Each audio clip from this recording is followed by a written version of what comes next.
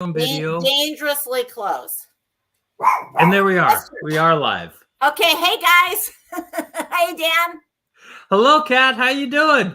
I'm good. How about you? I'm doing fantastic. It's been a great day. I am going to make us go live on TikTok as well. So are we live on Facebook too? Hi guys. No. Hey, Kat Howard with who am I with? Well, this week in Woodinville. This week you're with Windermere here in Woodinville. Yes. Joined by Dan Mellis. You can't see him, but you can hear him. And he is one of my go-to lenders. We do business a lot together. And we have another client that we're helping this week. So yes, we do. And I wish those interest rates wouldn't keep going up. That's bothering me. Let's see. Are we streaming to We are not streaming to Facebook. Facebook changed their policies and they're not allowing us to stream to Facebook. Oh, we can't stream to Facebook anymore? Mm-mm. Oh, okay. All right. Our audience is too small for Facebook. Hi Angie. Hi Lily. They gave us guys. The boot. Apparently we're not streaming to Facebook anymore. Well, that's too bad. That's a shame. Yes. They'll get the recorded version then. You guys get to see us live. So, hey, TikTokers, if you guys have questions, I've been a real estate broker since 1999. Happy to field your questions if you have any for me today. We're going to go over some stats. We've got some really exciting stuff. We're also going to talk about how time on the market costs sellers money and exactly how much money it costs a seller on average. So those are some really fun numbers. Hi, Vada. Hi, Abby. Hi, Randy. So what do you think, Dan? We got some really fun numbers today, don't we? We do. We have some very fun numbers. How much are interest rates, Dan? Oh, they're terrible. He doesn't want to share. They're terrible. I just don't know what to say about those poor interest rates. You know what, though? No. I think we're getting close to a peak. Oh, yeah? Yeah, I do. I feel like I hear a prediction there, Dan. Well, I've learned not to predict anything, but I think we're getting close to a peak.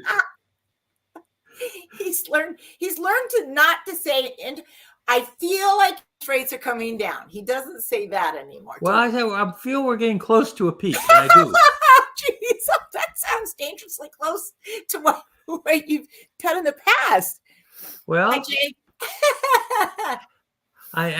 But I do. I think we'll see. We'll see. You know what's coming up this week? It's going to be an interesting week, really interesting week in the markets. So we'll just touch on that for just a moment, and then we'll get to the stats by Kat. What's coming up this week, Dan? What is coming? Hang on here. Let me see what we've got. We've got hang on here. Some of these things got the boot. Anyway, sorry about that. I'm just looking at our graphics. My apologies. What's coming up this week? We have a Fed meeting starting tomorrow, and then we'll have the results of the Fed meeting coming out Wednesday at 11 o'clock, and then 11:30, Jerome Powell talks. And what they're not going to talk about interest rates too much, I don't think. They're going to keep everything in place. It'd be a shock if they didn't. But what they are going to talk about is quantitative easing, getting off the quantitative tightening, reducing the amount of quantitative tightening that they're doing. Okay, so that kind of lends itself towards interest rates coming down eventually. Yes, because they're good. They're currently, I think they're doing about $90 billion a month in quantitative tightening, if memory serves. And then they're going to cut that in. Well, hang on. I will look it up. Hang on here. Gee, mini crickets. The fans are booing me on TikTok right now because I did not have this. I know Dan doesn't have all his data ready, guys. Oh, it's terrible. Terrible. Okay, what is it here? I caught him off guard. Here we go. Okay. Fed's allowing right now $95 billion a month in quantitative tightening. So it's $95 billion a month that is coming off of their balance sheet, roughly $1 trillion a year, right?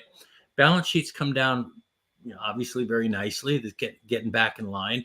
And now they're going to cut the amount that they're that's going to be falling off their balance sheet, and they're probably going to cut that in about half. Okay, so that means that the Fed could be buying up to about $30 billion a month in treasuries, could be buying $30 billion a month in treasuries. So that's going to help absorb some of the supply in the market, and potentially, it definitely should help move mortgage rates lower. So that's going to be a really interesting statement coming out from the Fed, and then the follow-up presser coming from Jerome Powell.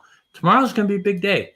Okay. And then, or Wednesday, I should say, is going to be a big day. Okay. Yeah, Wednesday. Keep an eye on that. And then this is a big week, because on Friday, we've got the jobs report, right?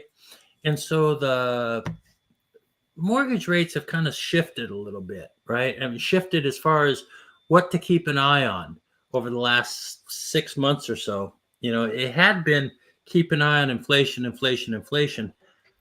but increasingly over the last 2-3 months, it's been more keep an eye on the employment numbers that are coming out. And so there's been some frustration in the markets with the analysts, because for whatever reason, don't know how they do it, but it seems like every week the Fed has been coming out with 212,000 new claims for employment claims every week. 212,000. New unemployment claims? New initial unemployment claims. Yes. So it sounds like more people are unemployed than have been. Well, those are initial claims. It's normal. You know, it happens every week, right? People file for unemployment. People get laid off, and we've got 330 million people in the country. The part that's kind of interesting is out of the 330 million people in the country, that consistently for like the last 5 weeks, 6 weeks, 212,000 on the dot each week, pretty much. It seems coincidental. It's a strange situation. Statistically. It's if I were to use a Seinfeld quote right now. Did you ever watch Seinfeld? I would use the one. Yes, I love Seinfeld. Yes, the Fusilli Jerry. At the end of Fusilli Jerry, Costanza, the father, falls down on the thing. He said, "It was 1,000,000 to 1 shot, Doc. 1,000,000 to 1." Right? And you probably don't remember that one, but anyway, that's what this is. This is what's going on. It's 1,000,000 to 1 shot that they would have 200, probably not even 1,000,000 to 1. Well, it is. I mean, statistically, it's not likely. So you do wonder where those numbers are coming from. I'm just kind of curious. there are some question marks. Let's just put it that way. Some of the economists are coming out and they're saying this just does not add up. This doesn't add up. Yeah. But what you gonna do? You can't. You can't. So we'll have to just wait and see. You just have to wait and see. That's right. So, so that's what we've got going on in that area. And then what else is going on? Friday. Oh yeah, Friday you got the employment report coming out, which is looking like, at least the preliminary numbers coming out, looks like it's weakening a bit. So that would help mortgage rates quite a bit. Like if they simply reported the real numbers, our rates would probably be a little bit better. But that's all right. That's life in the big city. Just report the real numbers. All they need to do is report the real numbers. We'll be good to go. That's nice. It's okay. That's okay. But we've got a big show today. We've got the Stats by Cat, which is a huge deal going on right now. It's truly huge.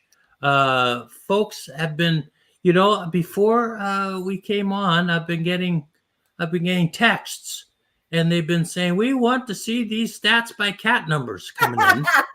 Right. Dan's being funny. I've been getting a lot. Oh, look at this. Here it is. The numbers really are interesting this week. They are. I also put some work in on Cat's successful formula for getting your home prepared for the market. I put together a flip book.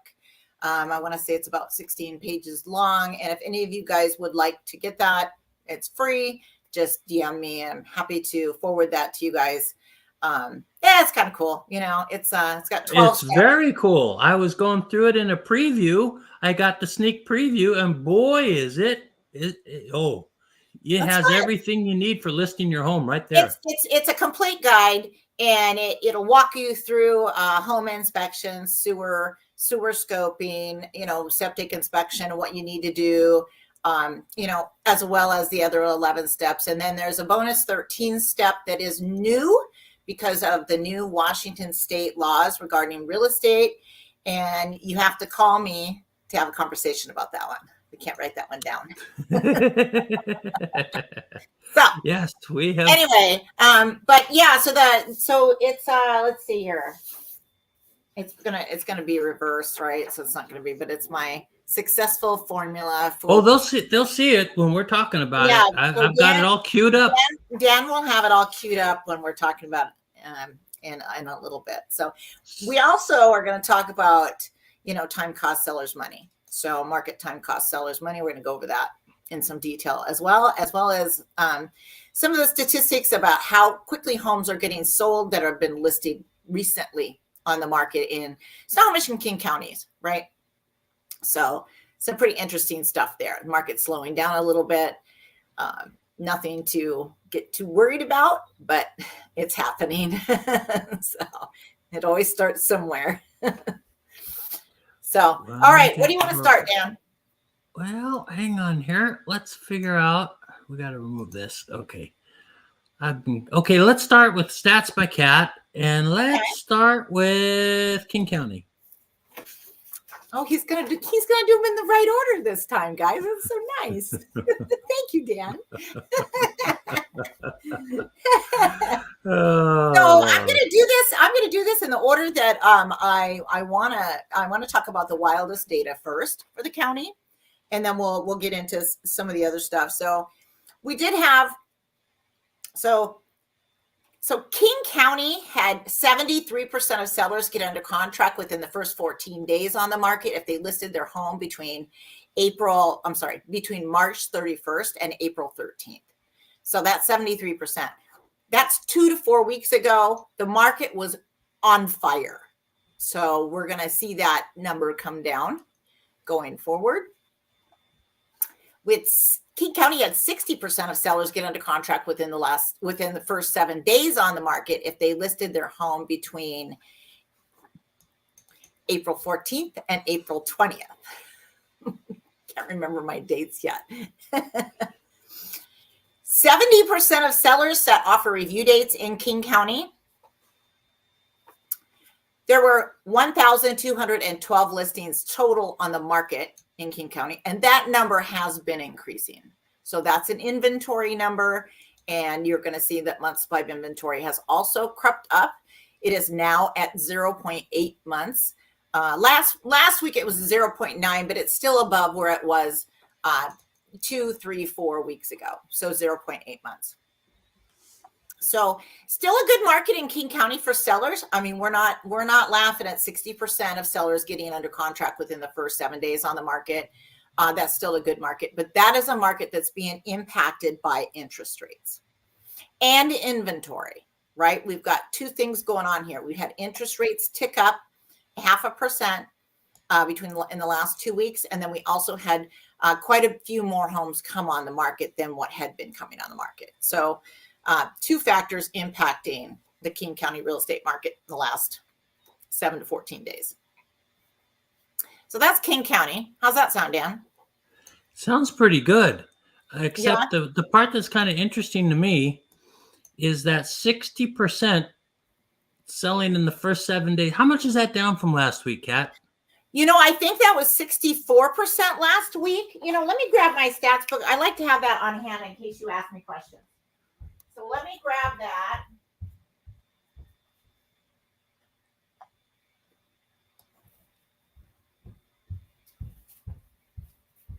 Right now we're using my corrugated notebook for a stats book. It's got a little button on the front to tie it together.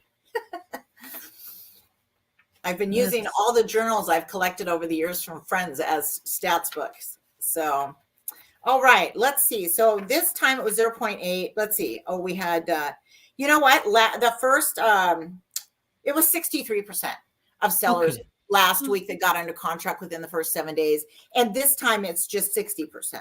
So a little bit of softening, It's but a little nothing bit, dramatic. it's a little bit softer. And so, you know, when you start to see that crossing over into Snohomish County and also into other counties, you know you've got a trend, right? So it's not just one data point that's offset. And we have a reason for it too. That's the thing. We also know that supply has increased. And we also know that interest rates went up, and not just a little bit. They went up a half a point. So, you know, those are real drivers of the real estate market. And the thing is, if you've got borrowers that are already stretched, and by stretched, I kind of mean like if you're looking at your debt to income ratio and you qualify, I'll just pick out some numbers. Let's say you're going on an FHA and you qualify at 6%, and all of a sudden you're out of the market for 2-3 weeks, and rates go from 6% to 6.5%, and you're already right on the borderline to begin with. It kicks a few people out. You know, they have to start looking at lower priced homes. Maybe they're not going to qualify for the same amount of home as they did before. So I think you're seeing a little bit of that in the market right now. Maybe not a lot, but a little bit. Yeah, I think that's true. And even my client, you know, obviously, you know, we've been looking for several weeks before we finally got him into something. And how do you like my heart? How do you like my heart with my fingers? How's that look? Oh, Dan, that's pretty good. That's pretty good. He's trying to do my heart thing, you know. I don't even do it very good. I'm not very good at it. I try though. Hi guys. You need smaller hands. Hi Orby. Hi Carla. Anyway, okay, go ahead. We were talking. What were we talking about there? Well, I was just saying that, you know, even with Eric, my most recent buyer, or one of my buyers that I'm working with right now, we just got him into a house on over the weekend. Yes, a beauty, by the way. Yeah, it has the best floor plan for 1,600 square feet that I think I've ever seen for the lot and the location. It's just really well done. Really well done. It's so just light and bright in there. It's really cool. It's one of the lightest houses we saw when we were out touring. We did take a look at quite a few. But even he was, you know, he's trying to adjusting his budget downwards. And I think as a direct reflection of interest rates that, you know, had moved over the last 2 weeks. So I think he was trying to be very conservative with his purchase. Yeah. Well, and so he ended up, and to be fair, you guys, he ended up a little further north than he was actually looking for, right? So we ended up in Mount Vernon, little more house for the money up there, you know, another 30-40 minute drive. And that's total for him to get to work. So it's really not too bad. No, that's right. So, you know, I mean, and he's in a neighborhood where you just can't complain. It's just a beautiful neighborhood. Well, so. And one thing that you mentioned when we were talking, and I noticed it last weekend too. There just weren't quite as many people out making offers last weekend. Yeah, well, it was interesting. I mean, I went out on Fridays. I wasn't out actually over the weekend, but I went out on Fridays looking at houses with him both weeks, and not just on Friday, but it was just really noticeable the previous week, Friday. So a week ago from this previous Friday, and then this past Friday. It was markedly different amount of activity. There were a lot of bookings for showings a week ago on Friday than there were this past Friday. It just kind of felt like the temperature of the market cooled, you know. Right. Not a lot, but some. I mean, I was looking at listings that I have clients interested in that are out of state and they're going to be coming into town here in the next 10 days. And I was looking to sit in Waterfront for that matter. And Mason County, love myself some Mason County. I know Dan has a bend, but I like Mason. Anyway, so there's a waterfront down there in Mason County that not one person has scheduled a showing on. I've been looking at their showing time, you know, every couple of days, and it could be somebody snuck one in, you know, they booked that morning and then I just didn't happen to see it. But I'll tell you what, for waterfront, you know, that's just usually you would seem to think that there would be more than that. So Right. I can't find it. I can't find a showing on there, you know. And so good news for my client because they're not going to be here until probably April 8th or May 8th. So we still got about 10 more days before they'll get out here. So I'm just fingers crossed that it'll still be available for them so she can check out the lay of the land. It's the land that she really loves, not necessarily the house, but it's a neat little location in Right. Mason County. In Mason County. I love Mason Well, County. I'll tell you what. For your clients coming out next week we'll definitely have to include Mason County for Well, all the stats. exactly. I mean, I'm going to report on Mason County stats, you guys, because I have clients in Mason County, and I know they want to know how the real estate market is doing. So we're going to cover Mason County. I'll tell you what. Regarding even listings around here, right? I was also looking at other listings over the weekend that should have had good activity, and I wasn't seeing the bookings for appointments. And I thought you can't look at the ones that have open houses, right? So I wasn't looking at those. And I got to tell you, a lot of agents are doing open houses. I think they're, feeling a little pinched right now. I think they feel like they need to do that just to get the buyers in there in a timely manner, especially those that are doing offer review dates. But I will tell you the homes that did not have open houses, I didn't see very many showings. There might be one. It just wasn't like a regular weekend. So I don't know if it was just this weekend or just the houses I looked at, but it just looked like things kind of not paused, but slowed, Right. So we'll see going forward, it just a feeling, also I had conversations with people in my office. We did a shredding event on Saturday. Oh, by the way, we raised over $1,000 for what was that organization called? Homes for Farm for Homes. I think it's Farm for Homes. We raised over $1,000 on Saturday. I think 800 and something went to Farms for Homes, and then the other 250 went to Food Bank. So, but this was a big shredded event. I had no idea how many people love those. It was a good time. My broker even made us all Bloody Marys at 10 a.m. That was fun. I gotta tell you, it was good, crazy. Anyway, that parking lot was always full. We had lots of people stopping by. We had a good system set up. We had a lot of agents there. It was a really nice event. And I had people stop by that I knew, which was really, really fun. I had a gal stop by that I sold her a townhome in 2003. And then her sister, whom I know very well, stopped by as well. And then my stager also showed up, and we do a little real estate here and there together. So anyway, yeah, it was fun. It was a good time. Nice. So, and they started serving Bloody Marys at 10 o'clock. It was pretty incredible. Yeah. And so my designated broker had 2 bottles in his hand. He's like, spicy or not spicy? I'm like, I'm going with the spicy. Nice. I'm going with the spicy, Keith. Excellent choice. Anyway, it was really good. I was very impressed. I'm like, he can make me a Bloody Mary anytime. that was tasty. And we had to be there until 1. So we had time for it to wear off a little bit. And then they ordered us pizza. So it was a good day. Let's put it that way. Oh, that sounds like fun. So that was really fun. Windermere does sponsor some charitable events, which it's kind of fun to be part of Windermere and be a part of those. I don't make it to all of those functions, but I have enjoyed it when I have been able to. So I just happen to have the time this Saturday. So it was fun. Do you want to talk about Snohomish County now, Dan? Let's talk about Snohomish. Oh, Slam Dunk just joined us. Hey, Slam Hello Dunk. there, Slam. What's up, buddy? Glitz time too. Wow, I love these handles. Oh my goodness, look at this. You know what, you guys? What's my handle? Cat Howard. That's pretty boring. All right, sorry. I've got a good nickname for you for What's TikTok. That? What's that? Home selling hussy. Jeez. Only Dan could come up with this shit, you guys. Home selling hussy. Oh my God. Hi, Gary. Hey, Robert. Hey guys. Okay, so we're going to go over Snohomish County stats right now. So I'm going to let you guys know the temperature of the Snohomish County market, how sellers are doing when they put their homes on the market.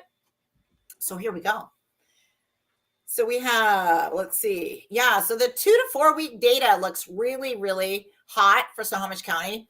That's before we had interest rates go up. So just bear that in mind. So 72% of sellers got into contract within the first 14 days on the market in Snohomish County if they listed their home between March 31st and April 13th. So that 2 weeks was a very hot 2 weeks for both Snohomish and King counties, right? That was before interest rates went up 0.5%.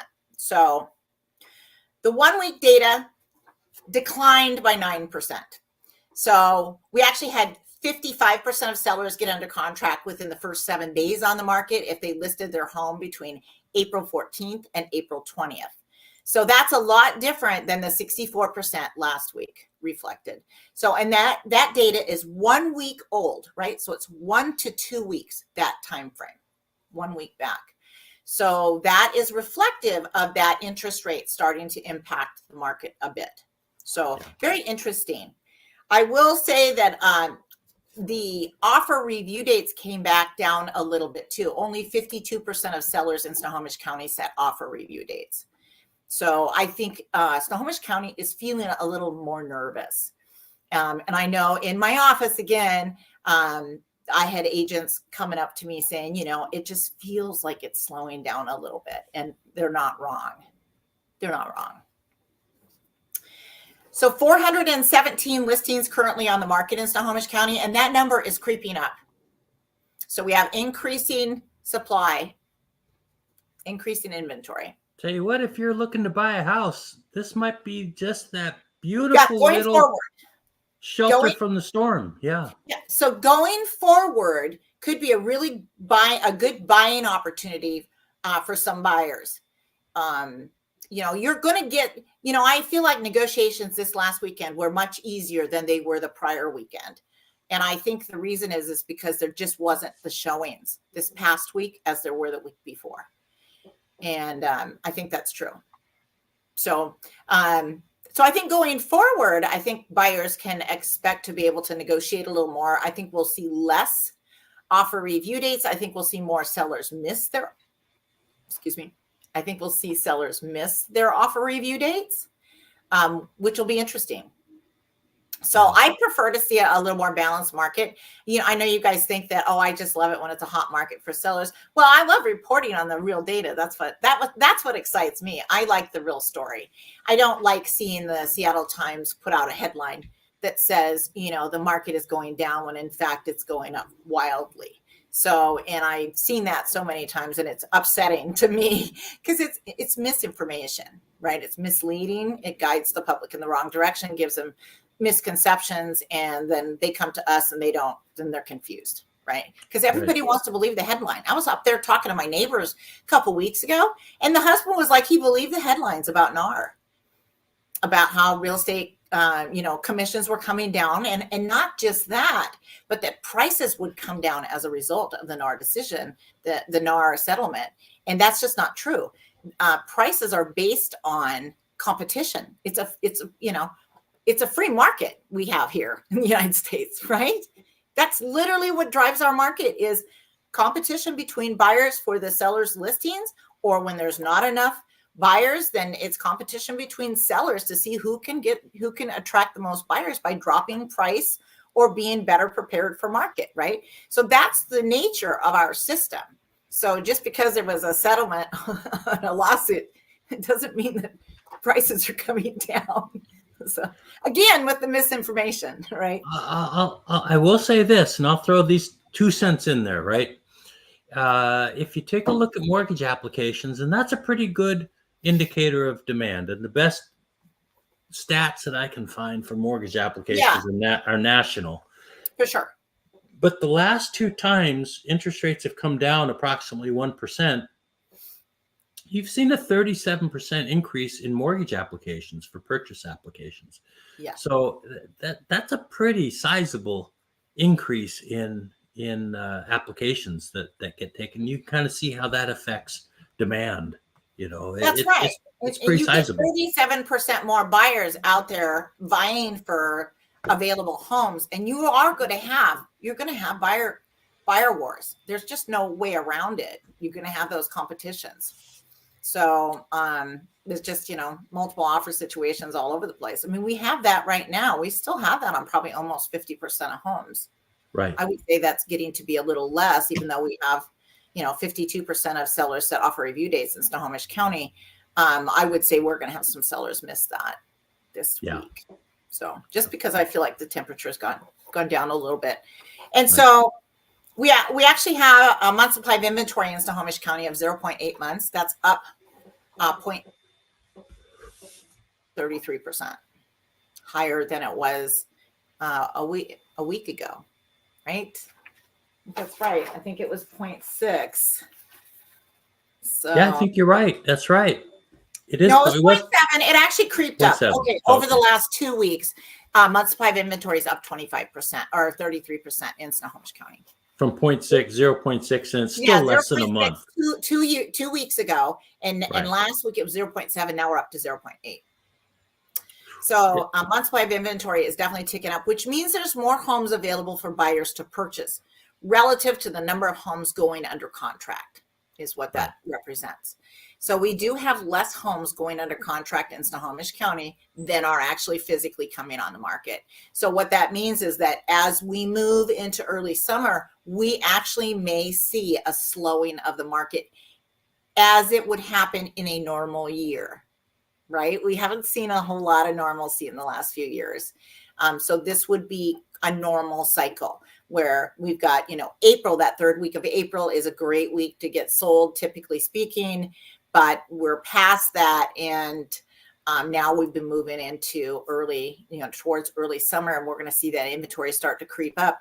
And then we see, peak housing prices usually in May, reflected in May to June. This year, we may see the peak more closer to May because that'll be April closings, right? Show up in the May data. So, and then moving forward, we may see a softening, not a big deal. Again, we're still going to have quite a few sellers getting under contract within the first 7 days and 14 days. But I think going forward, we're just going to see that the inventory tick up a bit, making it a little more palatable market for buyers, which will be lovely. One, it'll be the first time in years they've actually had real choices. So, buyers, get ready. Get ready. I'll tell you when it's time to get set and go, but we're getting there. So hang on, and we'll let you know when it's time to go get them. But we're close. I can see it. Unless interest rates come down, as Dan is predicting, and then all bets are off, right? Well, I wouldn't call it a prediction, but go ahead. That's all right.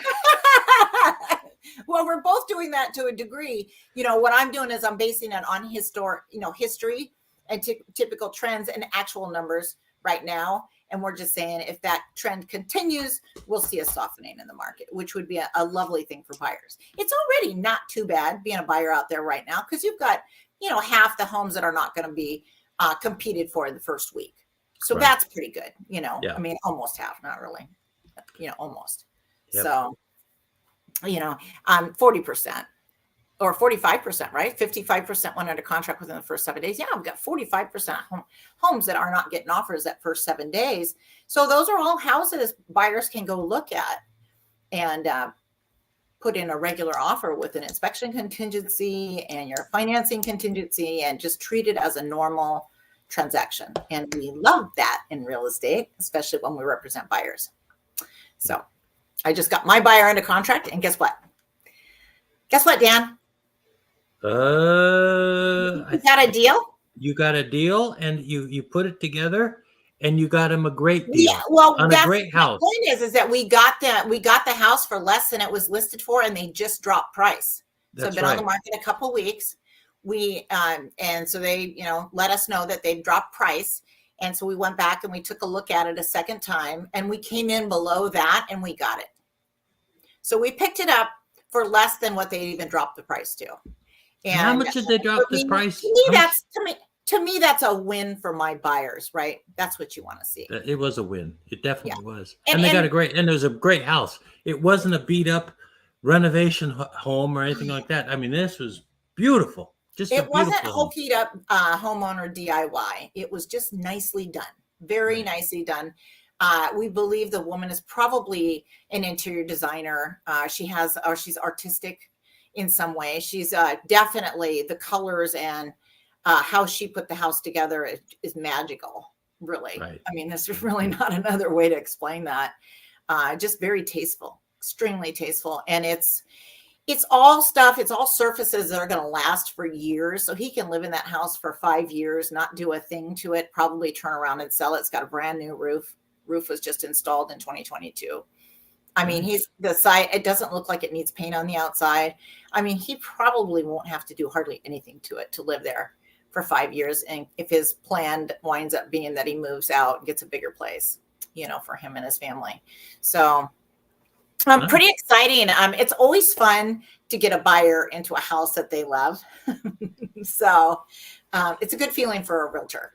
You show a bunch of houses and, the ones that are the ones that make the good investments, and you try to, instill that knowledge into your clients so that they can kind of see, okay, yeah, that one's on a busy road. Probably don't want that. That one's got power lines. Don't want that. And they can see that, okay, they like those houses because they were priced less. They were priced less, but now they can see why they were priced less. And so they really want to pay a little bit more money for the house that's going to be very, very sellable and be more of a liquid asset in the future. So they won't have trouble selling it when they go to sell it down the road. So, and that's a little lesson that I try to help my buyers learn when I'm educating them about the market in the house that they're looking for. So anyway, hi guys, thanks for joining. Hey, you guys, send me questions. No one's asked me any questions today yet. I like questions. Hi, Ronnie. Hey, Kenny. I've got a question. I've got a question for you, Kat. Do you have your hand up, Dan? I do. Oh, Dan, I picked Dan. Dan, what's your question? What ingredients go into a chocolate martini? Oh, that's a trick question. I can tell you that. Sweet vermouth, 1 part sweet vermouth, has to be Gallo. I'm sorry. I know it's not the best brand in the world, but I'm going to tell you the sweet vermouth, it's perfect for this drink. Maker's Mark, 1 part Maker's Mark, big part. The bourbon cherries. So the bourbon cherries, and just use the cherry juice, just a smidge, and then 5 drops of chocolate bitters. Ooh. Well, that sounds very tasty. It does not taste like chocolate, you guys. It's my version of a chocolate martini. It's good for the waistline. There's no sugar in it. So, well, let's see here. Okay. You digress, Dan. You make me digress. Okay, let's That move is one of my on. favorite topics, though. A little Maker's Mark among friends. Oh well, let's gosh. go over to Pierce County. Here. Let's take a look at Pierce. Are we going to Pierce? Pierce. I think that's a good hold on. one. I'm gonna put on my denim for Pierce. Oh, dressing up. Well, I am. I just you can take the girl out of the Midwest, but you can't take the Midwest out of the girl. There you go. So, having grown up in Iowa, born in Portland, growing up in Iowa and Kansas, on a farm, on farms with pastures and pigs and cows and corn and soybeans. Anyway, so and you're an Aggie also. I am an Aggie from Davis. Yeah, I graduated from UC Davis in 1991 with a degree in a Bachelor of Science in Environmental Toxicology with an emphasis in wildlife. Yep, that's a fact. 1991, guys.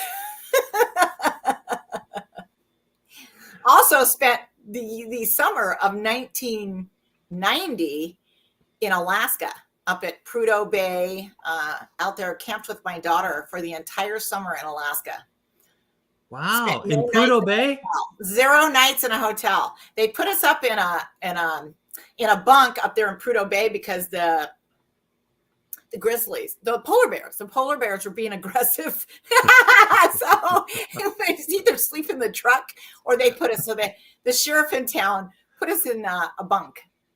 Well, that was very nice of him. He was very nice of it. He also took us across the oil lines, right? Because the different companies, Arco and all the different oil companies, own out onto the shoreline. And I actually came up there to see birds on the shorebirds on the North Coast, and I couldn't access them because it was all private. So the cop took us out there, and my daughter and I. She was, I think, 10 or 11 at the time. Michelle Cook, who's now a realtor in Kingston, Washington with Windermere. We went out there with we had a white German Shepherd Joker with us. And so all of us bailed into the cop's car, and he took us out there because it was actually illegal to be there. We went down the Hall Road. And so apparently it's private once you get to, I think it's at Coldfoot. I feel like it's Coldfoot. And there's a little sign there that says, don't go any further. And it's now public, guys. But back then it was private. And I ran into some locals. Michelle and I went in there to grab a sandwich at a little truck stop right there. And I said, I was just expressing my frustration that I'd driven all the way up there from California. And you guys didn't know you were going to get this story, did you? Story time. Anyway, so these locals that were hunters told me just to give the guy my driver's license and let him see it, and they would write it down, and then to go ahead and go across. They weren't going to do anything. And so then I get up there and I get to the Goodyear station up there in Prudhoe Bay because it's not like a town. It's just a Goodyear for the truckers, and then there's like barracks, right, for all the workers. Who knew, Anyway, so I go into the Goodyear and I'm talking to the guys. I'm like, I just want to get across and see the birds. What do you recommend how do you recommend? Where do you think I should go? He sends me to the peace officer, which actually is the police officer. He doesn't call him, though, a police officer. So I had no idea I was going to the cops. So I walk in this guy's office who's plain clothes, right? And I tell him what I'm doing up there, and he's just grinning at me. And I'm like, he's like, that you broke the law, right? And I was like, what? And he goes, yeah, this is all private land up here. That's a private road you came down several hundred miles. Anyway, then he proceeded to, slap me on the wrist. And I told him why I was up there. And so he has me and my dog and my daughter get in his police car. We go drive around the coast inside all the oil refineries in there and oil fields. And it was just a great time. So, and it was light 24 hours a day up there, right? To be fair, it was July. And right. So I think I got to his office at about 6. And so he put us in his car. We were probably out bird watching until about 11:30 with the cop. There's only one cop in Prudhoe Bay. Anyway, it was way too much fun, and it makes for such a great story.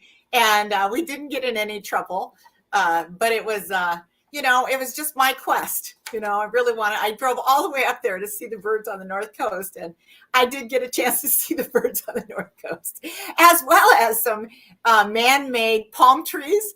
So these guys had built these palm trees, these wood palm trees that's, 15, 20 feet tall, and they put them on the beach.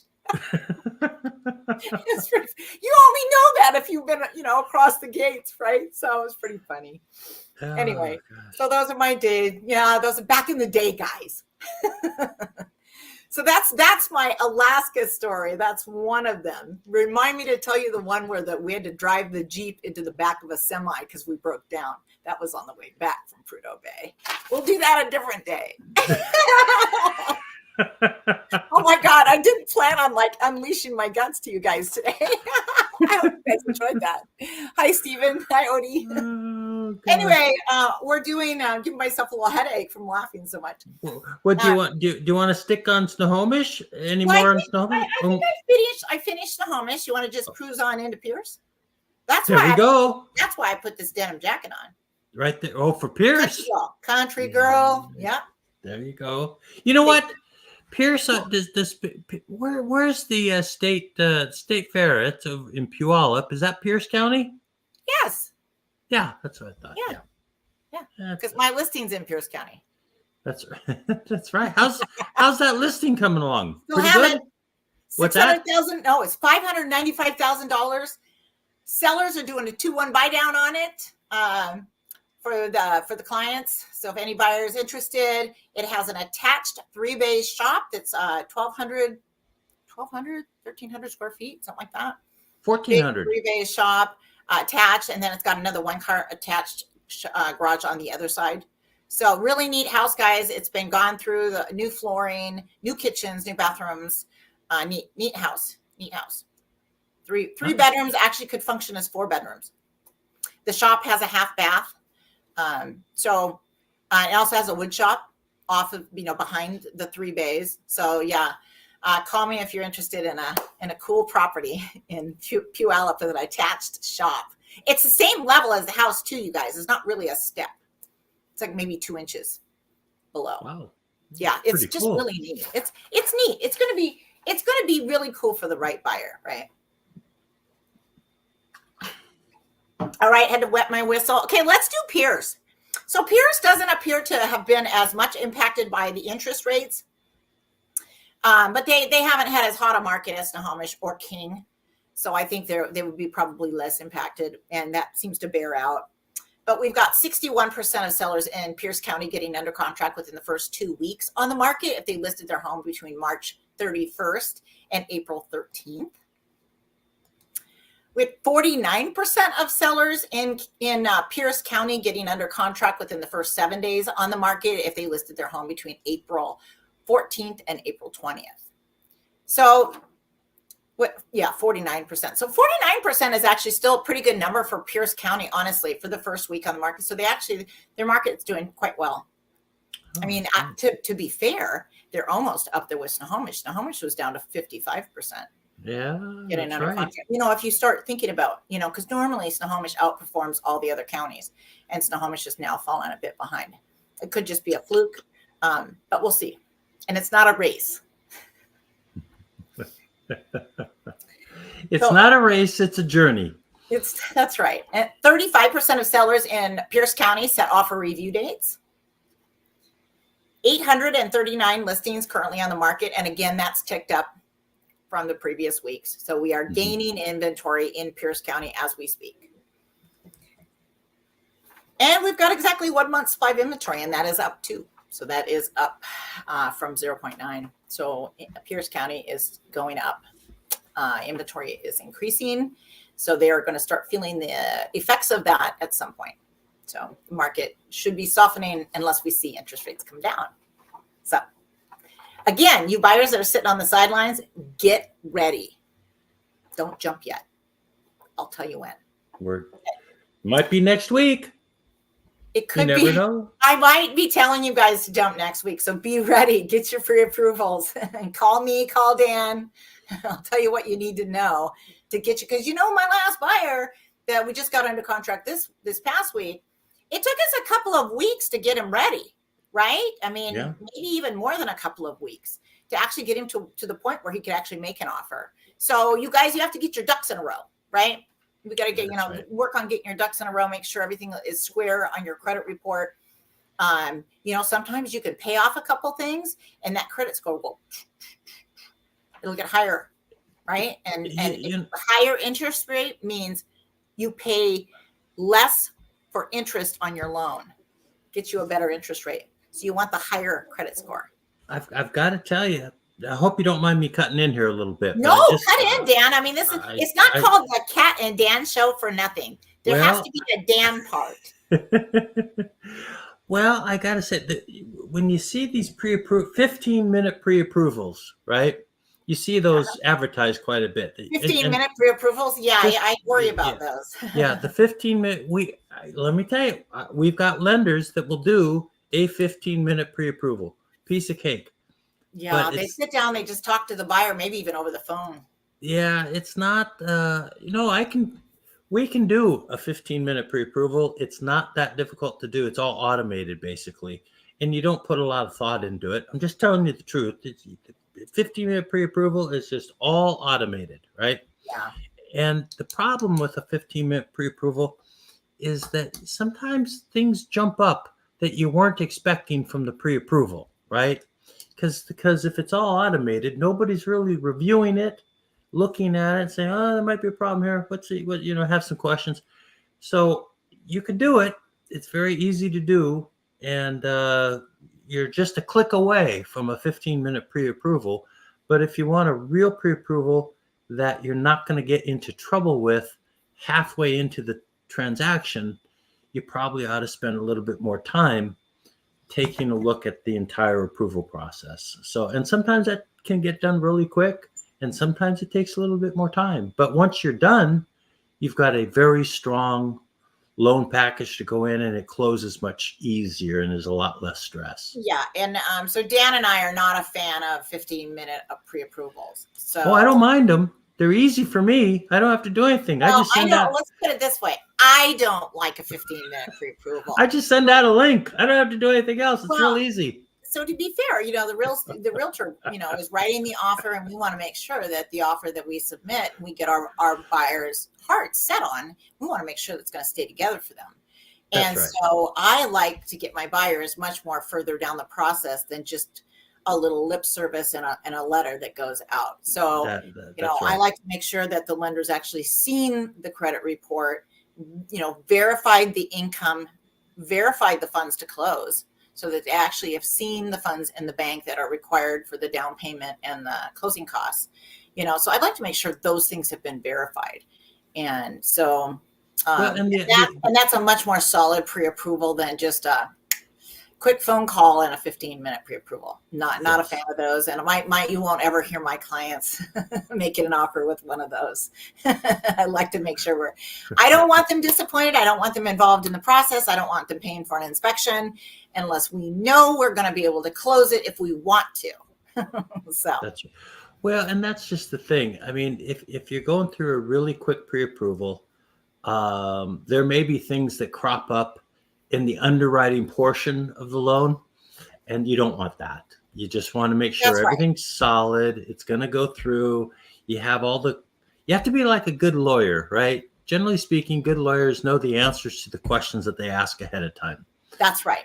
Yes. And it's kind of the same thought process. You want to make sure you have all those I's dotted and T's crossed and stuff like that. That's right. But if you want a real slipshod 20 to 15-minute pre-approval, I can send out that link. Not a problem. No, sorry, I shouldn't be joking about that stuff. This is important stuff. This is important. Yeah. I shouldn't be joking. So no 15-minute pre-approvals, guys. You got to actually sit down with your lender. You don't have to be in the same room with them, but you do need to submit your documents, and, let's get a solid pre-approval going. So when I say, let's go look at houses, I want you ready with your solid pre-approval. That's so not the 15-minute one. And there's a couple other things too that I'll just be real quick about, but you might have had a pre-approval, perfectly good pre-approval 6 weeks ago, right? And you're still using the same pre-approval from 6 weeks ago. It's not a big deal. The problem with that is when interest rates had gone up like they have, and they have gone up a bit, they really have. It's a little bit painful. And you've gone up about 0.75 percentage point, roughly, or 70 basis points, something like that. And from bottom to top. And, if with prices as high as they are right now, you could have tipped from an approval to a non-approval and not even know it. That's right. And, for instance, when I was telling you guys the story a week ago about this Rambler that had, a whole bunch of interest on it, it was listed in the 7s. And they had at least 5 or 6 offers that were going to be written and for the offer review date that following Tuesday. And they ended up only getting 2 offers because the other 4 buyers no longer qualified. It happens. And that happened just 2 weeks ago, right? So that's when interest rates really bumped up. Right. It happens, and so that's right. It knocked all of them out of it. And the seller only ended up getting an extra $5,000. So, and word to realtors, right? Don't underprice your listings for your sellers thinking you're going to get multiple offers. This is not the market to do that. I would never do that. I think it's crazy. I think you're risk selling your seller down the river. I've seen it happen with very good agents locally, very near me. There was a house, 3 miles from where I live, that I saw listed by a very, very well-known team. And they priced it way too low, assuming they were going to get multiple offers. And this has probably been about 3 years ago. So I think it was 2021. And it just happened to be an off week. They got one offer. And it was underpriced, and they had to sell it. They sold it. And we'll scoot through some of these, like Kitsap, but we'll scoot through those counties and get to the time is money. I know. We're part of things. Modeling today. Sorry, we got a lot of stories in there we weren't expecting. Oh no, that's okay. But I guess what I'm just trying to say is you're going to see what this time means money stuff that we're going to talk about. How week one is really so important, super important. Week one, week two is also very important. And then the problem is if you have an off week and you don't have it priced properly going in, you're kind of holding the bag at the end of that first week. And it's expensive, guys. It's not cheap. And the numbers we're going to talk about are averages, and it's going to blow your minds. It's actually really hard to digest when you hear the numbers of what it actually costs the seller, how much time on the market costs the seller. It's mind blowing. But anyway, we'll get to that in just a second. Let me finish. Pierce. You want to? Okay, hang on here. I finished Pierce. Let's do Mason. Yeah. Oh, let me quickly run through Mason. Dan doesn't have a graphic for Mason, but I do. Look at that. Oh, he does. Oh, look at you go, Dan. Okay. So we had 38% of sellers in Mason County get under contract within the first 14 days on the market if they listed their home between March 31st and April 13th. 19% of sellers got under contract within the first 7 days on the market if they listed their home between April 14th and April 20th. 8% of sellers set offer review dates in Mason County, which could be expected based on the level of activity there. And Mason County has 1.6 months supply of inventory. Okay, let me take this off, then we'll do Skagit and Kitsap. Look at me racing through my jacket here, Dan. Oh. Which jacket are we going for here? We're going with the power jacket, the black one. Oh my goodness. We're going with cream and black. What do you think, guys? I don't think anybody's watching. You guys can probably see if I have anybody watching. I can't really tell. I feel like I'm kind of on my own here. Hi. If you guys are out there, say something. Well, somebody said bye-bye agents. Well, I don't think agents are going anywhere, guys. I mean, but everyone has an opinion. That's okay. So I don't mind at all. I know where I fit in the mix. Let's see here. We're going to Skagit? Huh? You want to go to Skagit? Yeah. Let's do that. 34% of sellers got under contract within the first 14 days on the market if they listed their home between March 31st and April 13th. 26% of sellers in Skagit County got under contract within the first 7 days on the market if they listed their home between April 14th and April 20th. 23% of sellers in Skagit County set offer review dates. 159 homes on the market in Skagit County. That number is ticking up. Inventory is increasing in Skagit County. And we've got 1.7 months supply of inventory. And again, that number has gone up as well. I believe it was 1.5 last week. So it's ticking up. You know, the numbers, the inventory is ticking up in most of the counties. So, hi guys. Okay, so we're gonna do Kitsap next. Yes, let's go to Kitsap. Let's buzz through Kitsap, and then we got to get to the heart of the matter. We're running long here today. Kitsap County has still a pretty good market going on. 62% of sellers got under contract within the first 14 days on the market if they listed their home between March 31st and April 13th. 47% of sellers got under contract within the first 7 days on the market if they listed their home between April 14th and April 20th. 43% of sellers in Kitsap County set offer review dates. 225 homes currently on the market in Kitsap County. And again, that number has ticked up. So inventory is increasing in Kitsap County. And month supply of inventory is up to 1.0 months. So it's up to 1 full month supply of inventory, which, you guys, is still a really, really hot seller's market. It's just not as hot as it was, right? I think Kitsap County got down to 0.8 months supply of inventory at a certain point. And now their inventory is starting to increase, just like all the other counties. So in the area. So pretty normal stuff. All right, Dan, we're done with that. We're done with those that section. Let's move on to this. Let's move on to the market time, because we've done this before, but boy, this is sure compelling, Yeah, and it's updated too. It's juicy stuff. So we're looking at King County. So I've pulled the data, and it was actually from October through March of 2024. So through the end of March. So this is very current data. Very so current, it's yeah. 6 months of listings as solds that are in this data, and it's all single family, detached, residential, not condos, not new construction, not on leased land. Okay, so very, very straightforward, and not waterfront. So we don't. Hey, Kat, could you do me a favor real quick before we get into it? Sure. This column says potential loss due to market time. What's the price on that house?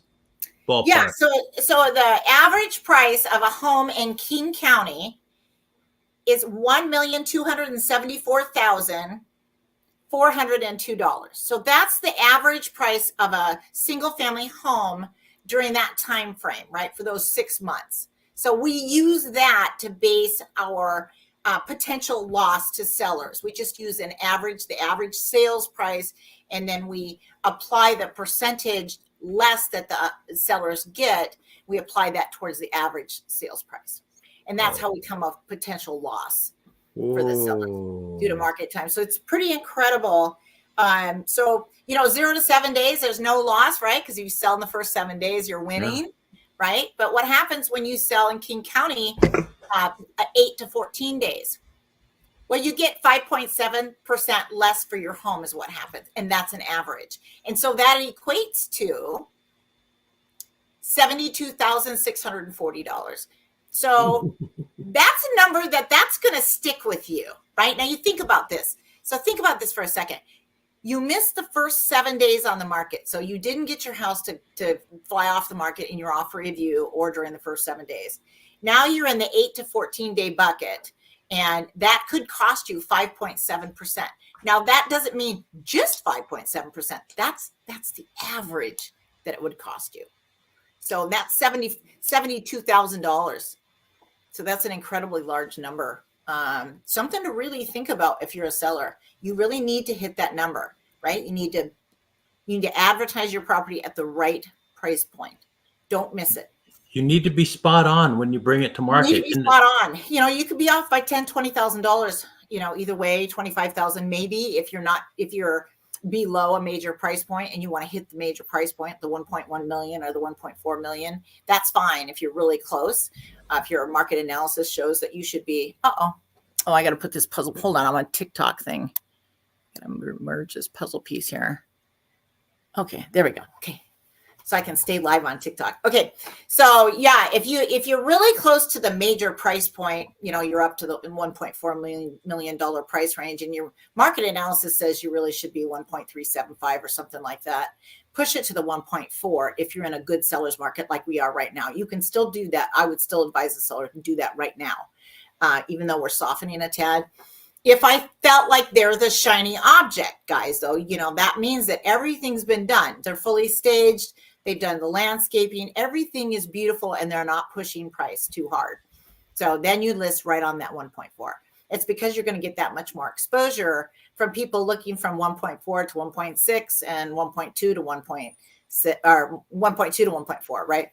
So if it's because it's a price point, and all the major search engines will have buyers land on a major price point, right? They don't do, 101,000 to 51,000, right? Or, or 511,000. It's always the major price point, 500,000, 600,000, 550. Sometimes they do $25,000 increments, but the big numbers are the the even $100,000 increments, right? Right. So, okay, so if you miss the 0 to 14 day, those two buckets, the 0 to 7 and the 8 to 14 day buckets, and you wind up in the 14. Look at how 30. painful that is. That's so painful. Sorry to interrupt. Yes. Go ahead. No, you're fine. And so if a seller winds up in the 15 to 30 day bucket, right? That means they've missed the 0 to 7 and the 8 to 14. What does that cost the seller? 12.4%. Now, what that equates to monetarily is $203,904. Now, for a couple $100,000, think about what you could have done to the house. Think about that for a sec. That's an average, people. It's an average. That's not actually what it'll cost you. It could cost you $300. It could cost you $100, but it's an average. It's terrifying when you think about it. So the first week, after the first week, you lose 5.7% if you're in that second week bucket. The third week, it costs you 12.4%. That's total, right? Yeah. That's if you don't make the 0 to 7 and the 8 to 14 day price points or time frames. Oof. So that's oh no, I said that wrong. Sorry. So 12.4% equates to $158,026. So that's the 12.4 price point. Sorry, I got my numbers confused there. So $158,000. There's a lot you can do with $158,000, right? Yeah. And you guys can see that on the screen. Those of you that are seeing our live stream, not you guys on TikTok. Sorry, you can't see it. See, I've got it, but it's all backwards for you guys. Sorry. Anyway, but if you miss the 0 to 7, 8 to 14, and the 15 to 30 day time frames, now you're in the 31 to 60 day time frame.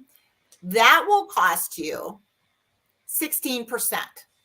That'll cost you 16% of your average sales price. That's $203,904. And that's if you're on the market over 30 days. So 30 to 60 days. That's and rough. Again, that's a couple $100,000, you guys. And that's an average. That's not actually what it will cost you. It's an average of what it could cost you. And that's based on an average sales price in King County. So if you're in a lot lower price point, that's going to be less, right? Because we're talking 16% of whatever price point you're at. Okay.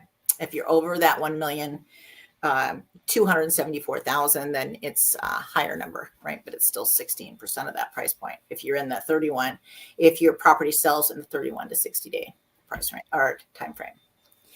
So if your property sits on the market, if it languishes on the market more than 60 days, so 61 to 120, 17.4%. And that equates to, on an average price home in King County, $221,746.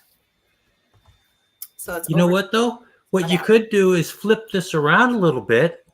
If you flipped it around and you said, if you're a buyer and you're looking for a deal, you might want to look at the older homes that are on the market because people are getting desperate.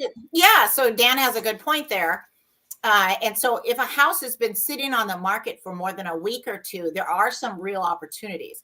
So the 0 to 7 day data, you guys, reflects more of a multiple offer type situation, right?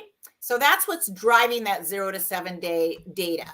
So when we see that, how much it costs a seller to be on the market 8 to 14 days, and it costs the seller 5.7%, that's basically reflective of missing out on the multiple offer situations. Right.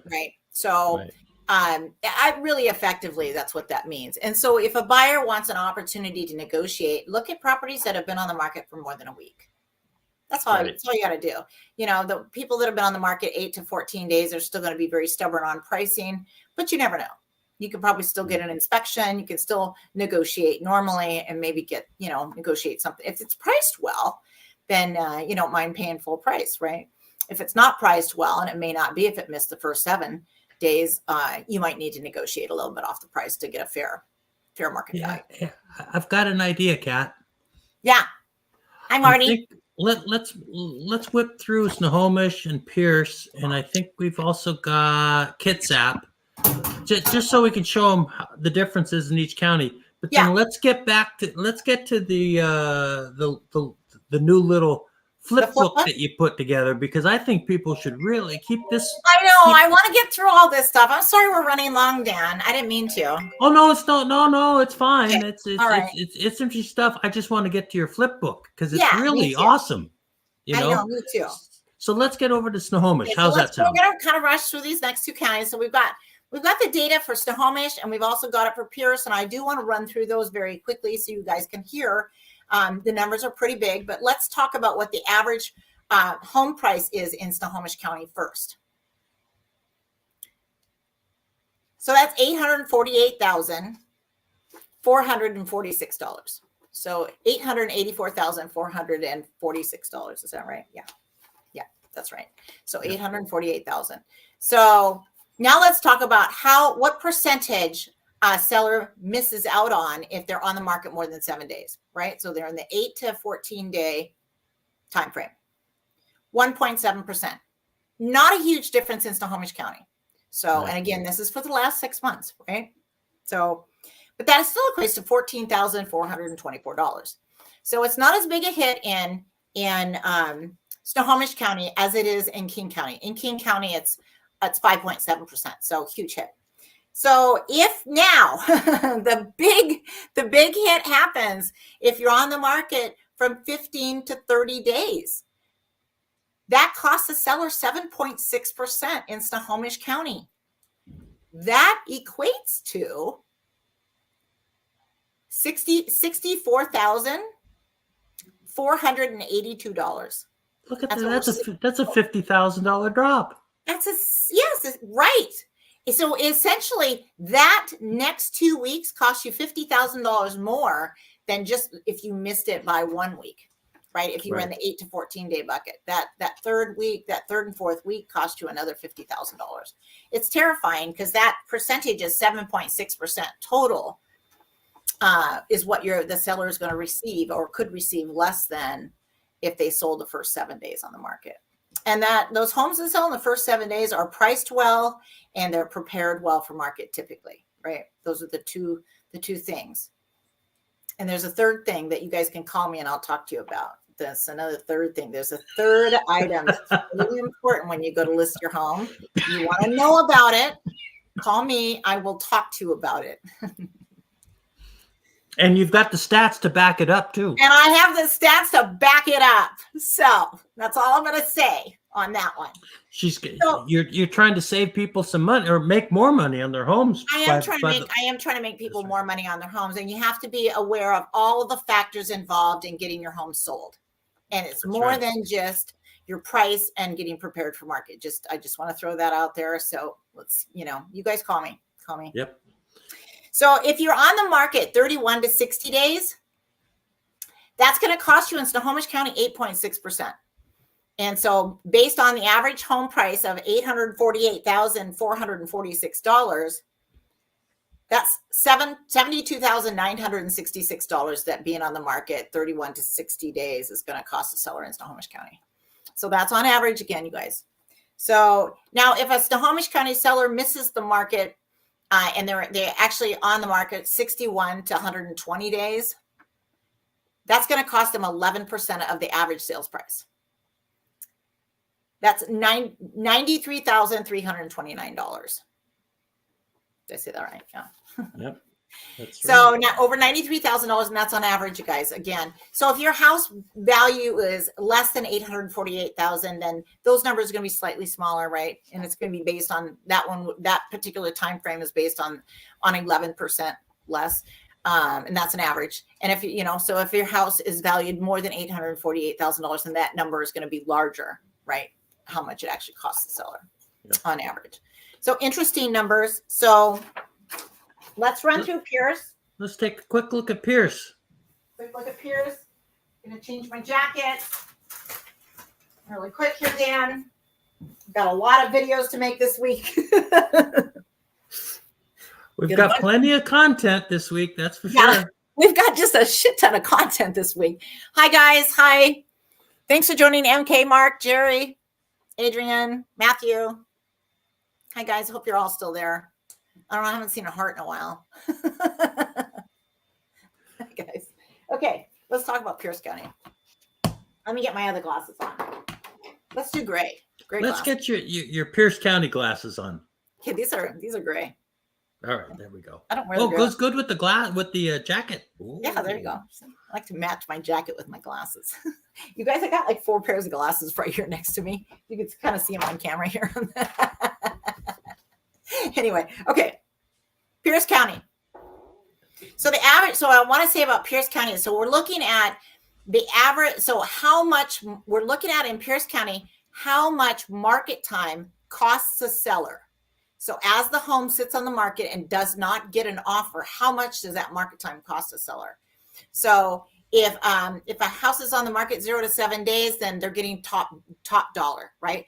But what if you miss that 7-day mark and you're on the market from 8 to 14 days in Pierce County? Now your average home sales price in Pierce County is $586,000 and $586,000 and eight. 586,008. Yes, 586,008. I'm sorry, I don't know why I can't say that number. Anyway, so that's your average sales price. $586,000 in Pierce County is your average sales price. So if you're on the market from 8 to 14 days, so you miss your 0 to 7 day time frame, it's going to cost you 4.9%. So in King County, that was 5.7%. In Snohomish County, it was less than 2%. So it's a bigger deal in Pierce County than Snohomish, but a little less than King County. But 4.9%. And what that translates to when you use the average sales price in Pierce County, $586,000, that translates to $28,632 is what that translates to. So if you miss that 0 to 7 days, it's going to cost you on average $28,000, right? In Pierce County. Yeah. That's an average, guys. Yeah. So if you miss, I'm sorry, that was 8 to 30. So if you miss the 0 to 7 days, I guess there really wasn't much difference between that 8 to 14 days and the 14 to 30 days. So I threw that all in one group is what happened. There was not really much statistical difference. And so what I did was I included 8 to 30 days for Pierce County. And if you missed the 0 to 7 day bucket and you ended up in the 8 to 30 day bucket or time frame, then that cost you 4.9%, which was the $28,632. So, and then I jumped straight to 31 to 60 days on the market was the next significant difference. And that cost the seller 7.5%. And based on the average sales price of $586,000, that's $43,903. So if you wind up in the 31 to 60 day time frame for getting your home sold, it's costing you quite a bit of money. Over $40,000 in Pierce County. So if you miss if you miss the first 0 to 60 days and you wind up in the selling within 61 to 120 days, that's going to cost you 10.4% in Pierce County. And that's $61,082 in Pierce County is what that looks like based on the average sales price. So again, if you own a house less than $586,000, that number is going to be smaller. If you own one greater than $586,000, that number is going to be bigger, right? But those are averages, you guys. So very, very important to price on the nose when you go on the market. You don't want to really miss the first 0 to 7 days. You certainly don't want to get outside the first 14 days. That's right. So, and then we come to Kitsap. I don't have Kitsap, but you do. But I do. You do. And so Kitsap County. So we can do it based off of yours. I can actually see the chart today. Yeah. Well, it's very. You can So, see a running theme between all the different counties, but Kitsap's not quite as severe as, say, well, King. the 8 to 30 day data is pretty damning. Yeah.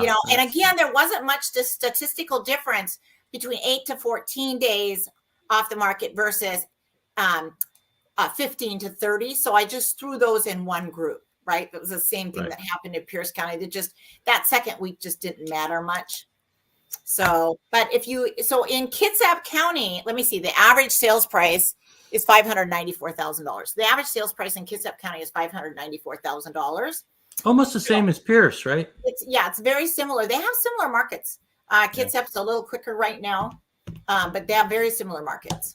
So if you miss the 0 to 7 days, getting your home sold within the first 0 to 7 days on the market, and you wind up selling between 8 days and 30 days on the market, so weeks 2 through 4, it costs a seller on average 7%. And so what that equates to, based on the average sales price in Kitsap County, is $41,638. And so that's a lot of money.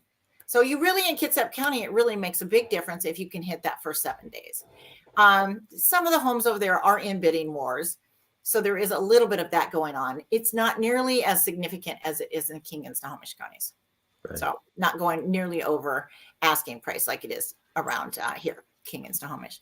So if you miss the 0 to 30 days and you wind up in the 61 to 90 day time frame, or 61 to 120 31. If you miss this first 0 to 30 days and you wind up in the 31 to 60 day time frame, that's going to cost you 8%. So there's not a huge difference between missing that first week and being on the market the 2 through 4 weeks, or even 61 to 120 days really isn't much difference either. No, I see what you're saying here. Yeah, it's basically, you just don't want to miss the first week if you're in Kitsap County, to be honest. Pretty much. Yeah. 61 to 120 days is 8.4%, and that equates to almost $50,000. So, it's not as egregious in Kitsap County to be missing that first week on the market. Well, this all leads us to the star of the show for today. We're burying the lead at the hour and 21 minute mark. And what we're going to do is go over to how do you get into that first bucket? That's the key thing. So what we're going to talk about next is how do we make it to that first bucket, and what you're going to do. And let's go over here. We'll share the screen. Let's talk about the 12 steps. Oh, look at that.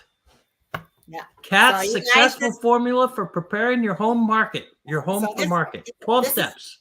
Yes. So this is the same formula. So it's Kat's successful formula for preparing your home for market. And this is the same formula I've been using for years. I've just managed to put it into a booklet format now. So it's a flip book. And I've added descriptions with each topic to kind of give you some guidance as to what needs to happen to get your home ready for the market. So just to give you some good guidance. So you want to go through it page by page, Dan? Let's go through it. So, hey, by the way, you guys, if you want a copy of this flip book, I'm happy to send it to you. It's free. I'll put the link into the description. Yeah, exactly. Perfect. I like it. So the first thing you want to look at is your roof and gutters. You want to make sure that they're clean, right? And they're not in need of repair. So it's not a bad idea to take a look at that. A lot of times we need to get the moss off the roofs, and you do not want to be utilizing a pressure washer if you've got a comp roof. So you need to make sure that whoever you hire to clean your roof knows what they're doing. And the gutters, man, if you can get a gutter guy to also clean the outside of the gutter, makes the house look new. So clean the gutters. So roof and gutters, number one. Number one. All right. Number two. Step 2, exterior. So you want to take care of any, trim pieces that are missing or rotted, siding, anything, any repairs on the outside of the house that need to be taken care of, just, take care of those. So carpentry type things, right? All right. There we go to number 3. Number 3, kitchens and bathrooms. So, okay, you guys, so kitchens and bathrooms. So we're not looking at, remodeling the house here. We're really not. what we're doing is we're gonna evaluate your kitchens and your bathroom. We're gonna take a look, and does it make sense to throw on quartz countertops? Sometimes it does. Sometimes it doesn't make any sense at all. Maybe you already have them, but sometimes it makes sense to replace cabinet doors. Very inexpensive to do, and then have the cabinets painted. So you can update a kitchen just by doing that. And then the knobs, right? So get some really nice, sleek, modern looking knobs, and can change the whole feel of the kitchen with the new kitchen cabinet doors. So there's a lot of little suggestions. Also like a faucet, right? Sometimes just changing out a faucet can make a big difference in a kitchen or a bathroom, and lighting fixtures. So those are some ideas. And we would run through those. Obviously, we're not having to change everything, right? Because we're not remodeling. We're just trying to distract from maybe some features that feel a little more dated or might be a little more buyers wouldn't be as attracted to, right? So maybe you've already got all the modern flooring in the main floor of your house, and your kitchen, you just hadn't gotten around to a kitchen remodel. So what can we do to make it feel like it's been updated? Right. And that's because a lot of times that's enough. By the time you stage a house and you do all the other things, a lot of times just doing a few little key pieces of updating can make all the difference and be very inexpensive. And that's the goal, is to do this with very little expense, right? And then you got to repaint. So repainting. So what we're talking about here is interior and exterior. So on the inside, if the house is really, the paint looks very good on the inside, then you may not need to do much touch up or much repainting. But if it needs repainting on the inside, it really needs it, then do it. Have it done. Don't you like a specific type of paint? I seem to remember like a Benjamin Moore satin white or something like that. I should have that in there, actually. I think I'll add that. So the Benjamin Moore Chantilly Lace one, I love Benjamin Moore paint. It's just a good product. You're going to use a matte finish on your walls and a low sheen on your trim and doors. It doesn't show streaking. It doesn't show fingerprints. It's just amazing. Also use a low sheen on your cabinets if you paint your cabinets. But Benjamin Moore Chantilly Lace is a perfect white. It doesn't look yellow. It doesn't look pink. It doesn't go purple. Chantilly Lace is a beautiful color. And if you can't get Benjamin Moore, you can have Sherwin-Williams match it, and it'll be pretty good. So nice. And then also, we're also going to talk about repainting the outside, so the exterior. So if for some reason your paint is nearing the end of its useful life, then you are going to want to repaint the whole exterior, because you don't want a buyer thinking in their brain it's going to cost them $20,000 to have the house repainted, and that's not really a real number. Right. So to paint the exterior of like a little Rambler is, probably, it depends on the painter, obviously, but it would be between 4 and 10 in there. Right. So, but buyers are going to throw bigger numbers than that at it. Right. So they're going to assume there's more work to be done, et cetera. So, but it's a good idea to have a good coat of paint on the outside. For one thing, it's going to help with the photos, the same with the interior paint. And I will remind folks that you don't have to come out of pocket for all this stuff. There's a thing called the Windermere Ready program, a very good program to get everything ready to go. That's right. That's where you can tap into your own equity through the Windermere Ready program, and you don't have to pay it back until you sell your house. So it's a beautiful program. I can help with those, getting your house ready for market. So with these 12 steps, it can help pay for, some of the costs out of pocket. So the house you see there on this, for the repainting photo, that's actually one of my listings I had in the past. And they did a wonderful job getting the house ready for market. And I use this photo because the house didn't look anything like that before. The painter was amazing, Homer. Did a great job painting it. He's not a low-end painter. They decided to go with somebody mid-range, and they came out smelling like a rose on that property. We sold it within the first 2 weeks, and it was not a super hot market. It was actually 2022 when things were going down. So I was nervous, but they did everything right. They did everything right in that house. They even changed out the electrical fixtures, the outlets, and the light switches, and they made them white instead of that funny color that used to install in the 90s. That kind of off yellow color. I don't even know what you call it. Anyway, they changed them all out to white. It made a huge difference, and they changed out all the can lights too to white. That just because we blew out the whole interior white, and it was amazing. It was just beautiful. Nice work to those sellers. Kudos to you guys. So the front door, you guys. So a lot of people just leave the front door. What do I see there? It's a black front door, isn't it? Yes, and the thing of it is that it is the introduction to the buyer of your home. Yep. It's the first impression. You really want to pay attention to the front door and the front door hardware, and you want to make sure that the door opens easily, that the agent, when they stick the key in it, it unlocks the door easily. You're not having to fiddle with it.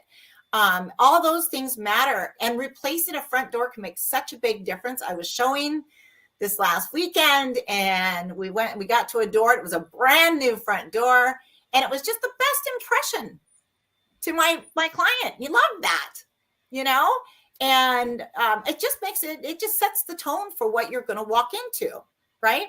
So don't make all these wonderful updates and all these things to mitigate for, deferred maintenance, going in and having to repaint exterior, interior. If you're not going to consider the front door, you really should consider the front door. Sometimes you just need paint and maybe a new handle. Right. So, and not a turn handle, right? You want one of the ones with the little. You don't want a knob there. You want You don't want just a lever either. You want it to be a nice front door handle. Yeah. So it's going to cost you a couple $100. Just get over it.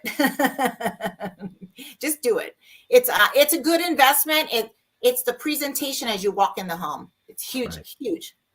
So pay attention to the front door. People often miss that. What do we got next? Okay. Modern flooring, I'll bet you. So flooring. So, you want to clean your floors, whether they're hardwood or they're carpeted, right? If there's flooring that needs replacing, let's think about putting in the modern hardwood planking, the vinyl hardwood planking, right? Instead of replacing it with carpet. Carpet seems easy, and it is, but modern hardwood flooring is what buyers drool over now, and you want to think about that. So if we are replacing flooring in some part of your main floor of your house, let's think about using the modern hardwood flooring, the hardwood planking. Yeah. It's a good idea.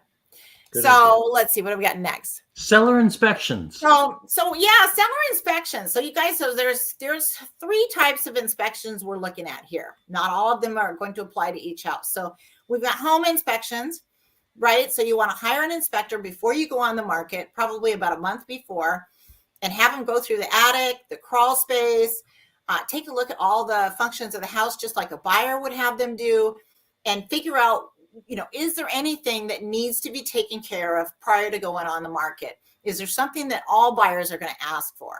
You always want to have your furnace serviced, right? So just do it. So inspector is going to recommend it. Just do it. Your hot water tank has to be double strapped. Do that. And how about the old sewer scope? So then, in addition to home inspections, there's sewer scopes, and I'm almost always going to recommend sewer scopes. So if you're on sewer, you're going to want to have the sewer scope. Now, if there are no trees around, old trees that have been growing for 20, 30, 40 years around where your sewer would be going out to the street, it's probably not as necessary. If it's a terribly old sewer, then I'm going to still recommend you have it scoped. It's still peace of mind that something's not going to go wrong for the buyer down the road, and allows the buyer to waive that instead of throwing in that contingency and then putting you through having them have a sewer scope down the road. So it's better to remove those contingencies from the buyer's minds before they can include them in their contract. And if you get a good clean sewer scope, then you provide them with the video and all is good. And if you don't get a clean sewer scope, then it needed handling anyway. And at least you found out about it. So, but you should have the sewer scoped for sure. Especially if you're looking at maybe having multiple offers. You don't want a buyer paying $50,000 more for your house and then have the sewer fail on them in a year, right? So, right. I mean, we all want to be good people, right? So the other thing is that if you live on, so many of us, especially in Snohomish County, King County, Western Washington, a lot of us don't have the luxury of sewers. We have septic systems. So, you are going to want to have your septic tank pumped and the system inspected by a certified licensed septic pumper in your area, in your county. So they're going to be certified by the county they're in to actually perform the inspections and pump your system. So you do want to make sure that your pumper is on the list, because a lot of us live on county lines, and pumpers will represent, will go from one county to another, right, pretty easily. You do want to make sure that the pumper you have come out to do your septic inspection and your pumping is certified for your county. So the county websites all have lists. So you want to go on there and make sure that your septic pumper is on that list. So, and if something comes up with the septic system, you're going to have to fix it. You're the seller. Most of the counties are going to require that you have it at the very least inspected prior to changing hands. Some counties have recording requirements, like King County has a recording requirement. I believe Pierce County does as well. Snohomish County is a little bit lesser regulations there, but they still, I believe, do require pumping and inspection prior to transferring. So many of the counties have little different requirements, but you always want to check with the county for your septic system prior to selling. So you get that taken care of. And then, so we're getting to the point now. So we've already had our inspections. So now we're going to start cleaning. So you want to clean the exterior, your driveways, your sidewalks need to be pressure washed. If you got Trex decking, pressure wash that. Have all your railings and stairs and exterior of your home nicely cleaned. So, and gently wash wood decks, right? So, but that's the exterior. And you know what? I want to add one more thing to the exterior. So those what are they called? Weed burners? Weed whackers? No, it's don't I have it on there? Weed why don't I have it on there? So you know what? Maybe I have that. I think I have that in landscaping. We'll get to that in a second. So This is more about pressure washing the hardscaping in your yard. So that's what this is. Yeah. So exterior. Yeah. Okay. And then we have landscaping. Okay. This is where I was. So it's called a weed torch. I couldn't remember what that was called. So for landscaping, you guys, it's a great idea to have a landscaper come in. I've got a guy, Miguel, have him come in, take a look at the yard. He can give you a ballpark, right? Give you kind of an estimate going in what it's going to cost, but you can have him freshen up the bark. You can have him trim the edges, right? Really do a nice edging around your lawn, trim your bushes and your trees back so they look neat and clean and not like they require a lot of maintenance. So that's a lot of what we're doing here, is trying to make things appear where they're easy to maintain, right? By removing all the maintenance items. So, and to be fair, they will be fairly maintenance free if you have these things done. So you want to hire a landscaper to come in there and take care of all that. In areas where you have gravel, it's really nice to get a weed torch. And so you either need to refresh that gravel with a nice top coat, or you could just use a weed torch if there's still a lot of gravel there and there's not like a lot of mud, and you can burn the weeds out, and it works. It's a trick. It's really cool. Use a weed torch. Those are cool on gravel. So that's just one of those cute little tricks you find out, tricks of the trade, So what else we got next? Landscaping. Windows. Windows is one of my favorite topics, Dan. Yes. Tim, isn't Tim the window guy? So Tim is my window guy with a perfect pane. He does windows. He also does pressure washing and gutter cleaning. So this guy, can do a lot of things when you're getting ready for the market. You wouldn't even think of, but I just like to give you guys a little heads up there. I don't need to hire a whole bunch of different people. Sometimes you can get one guy that does a few different things, and this guy's really, really good at what he does. He's also, you can trust him to clean your roof. He knows how to do that and be very careful. So anyway, have your windows cleaned inside and out, and the window tracks cleaned as well. It's going to cost you money. So having just your window panes washed is a couple $100 usually. But when you get to having them clean the tracks, it costs a lot more, but it makes the windows look like they're brand new. So, and if you, for some reason, you have some failed seals, you want to go ahead and have those panes replaced. That is not very expensive until you start talking about larger panes. right? Right. So it's not a huge amount of money to replace just your panes in your window. It's not. It can be a couple hundred to 500 per pane, which, you know, in the scheme of things, it'll make your windows look new. Right. So windows is a very important part. It makes your home look sparkly in the photos and the media, the videos, right? It makes sure though having ultra clean windows gives your house that sparkle. Yeah. It's fun. It's great. So professional cleaning. So that's, you guys, if you don't want to get in the oven and deep clean the refrigerator and get in all your cupboards and everything, and you want to have somebody else, a professional, come in and take care of all that stuff for you. Yeah, it's not a bad idea. Magic Hands, they do a great job. Call me if you want their phone number, or DM me. Anyway, but having your house professionally cleaned, it's a great idea if you don't want to have to do it yourself, right? So it's just kind of a nice thing for a seller if they're tired of packing. I understand. So, and what else we got, Dan? What's 12? Oh, staging. Yes. So the second to biggest one. So staging's a huge deal. Yeah, you're going to get more money for your home. You're going to sell quicker. It needs to be done well. We can stage the main areas, but I do like something in each one of the bedrooms so that buyers can tell the difference between the rooms, right? So when they're going through the photos, they can see, oh, this is a different bedroom. That's a different bedroom. That's a different bedroom. So maybe, artwork in a desk, maybe a small bed in one of the rooms, something to differentiate. If you can afford to do more, then do more, but you certainly want to do all the main areas. Have them all staged very, very nicely. And then we've got the last step. So yeah, so you guys, okay, so this is a change due to the new Washington state laws for real estate in Washington, and so you want to call me on this one. But this particular item is so important. I would say it's equally as important as getting your home properly prepared for market and pricing your property well.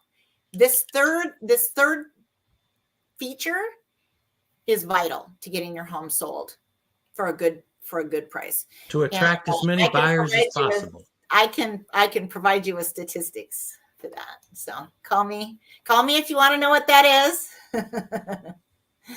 And then once you got your 12 steps done and you've called me about the 13th, then now you're done and you're ready for photos. You're ready for my professional team, my media team to come in and take photos and cinematic videos and get your floor plan and your Matterport 3D taken. And so we can provide you with great marketing materials. And then last but not least, we get your house sold and you're deliriously happy and you see a picture of me spraying champagne with my seller there on the steps of the house we just sold. So she's celebrating getting a buyer under contract on her home. Nice. So anyway, so that's what that's about. There we go. And so any of you guys want a copy of that flip book, I'm happy to send it over to you. Just let me know. Yeah, definitely.